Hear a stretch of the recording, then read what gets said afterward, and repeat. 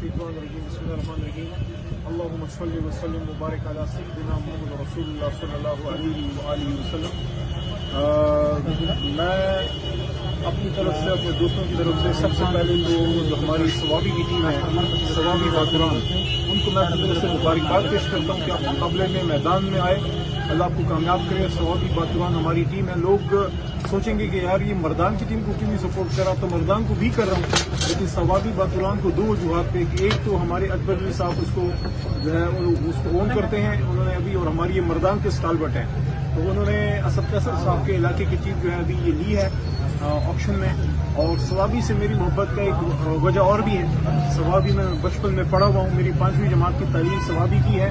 اور میری نانی جو تھی وہ ثوابی کے علاقے سے ثوابی سے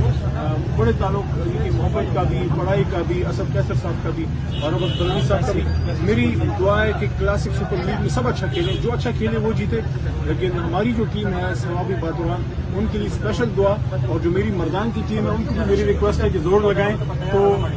دل سے تو میں یہ چاہتا ہوں کہ ثوابی باتران جیتے، لیکن دل کے کسی کونے میں مردان کے لیے بھی خواہش موجود ہے، تو آپ ذرا تگڑے ہو مردان والے، کیونکہ ثوابی باتران جو ہے تو وہ تھوڑا مجھے لگ رہا ہے کہ آپ سے آگے نکل رہے ہیں۔ تو بہرحال